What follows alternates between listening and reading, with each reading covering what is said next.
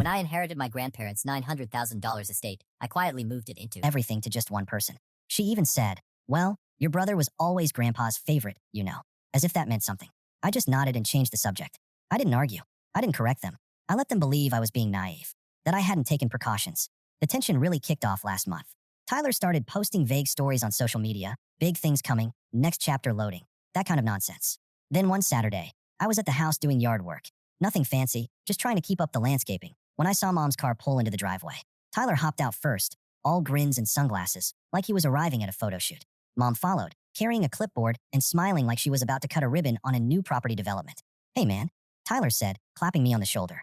"We've got some news." I just raised an eyebrow. Mom stepped forward. "We spoke to a lawyer. It turns out the house should have gone to both of you. Your grandfather made a mistake not updating the will after your grandmother passed. But don't worry, we handled it." I stared at her. "Handled what, exactly?" Tyler pulled out a folded paper from his back pocket and waved it in the air. "We had the house title transferred to my name.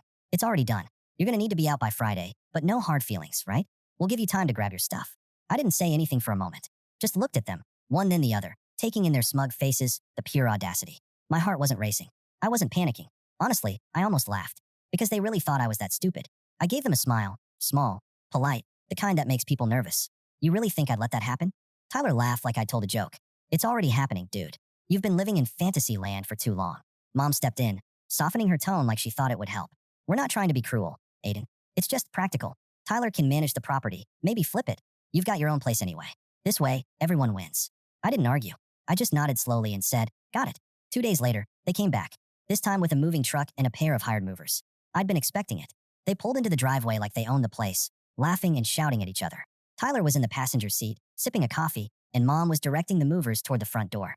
But then they saw the porch. I was standing there, arms crossed, beside a tall man in a navy suit. He was holding a thick folder and wore a badge clipped to his belt. The folder had my trust's name on the front, a name they didn't recognize yet. The badge was real. The suit was real. And the man? He was from the County Office of Property Records. They froze. Tyler stepped out first, confused. "What's going on?" I didn't say a word. The man in the suit did. The man beside me, Mr. Levin, cleared his throat with the calm authority of someone who has done this too many times to be rattled by theatrics. He held the folder under one arm and glanced down at the paper in his hand before speaking in a firm but neutral tone. "Are you Tyler Green?" he asked. Tyler frowned, clearly thrown off by the question. "Yeah, who's asking?" Mr. Levin stepped forward slightly. "I'm with the County Office of Property Records. I'm here on behalf of the legal trustee of the East Thornhill Estate. That's this property." He pointed behind him at the house. "I have documentation showing the deed has been held in a trust since April of last year, under the management of Aiden Green. Any claims made regarding the property's ownership since that date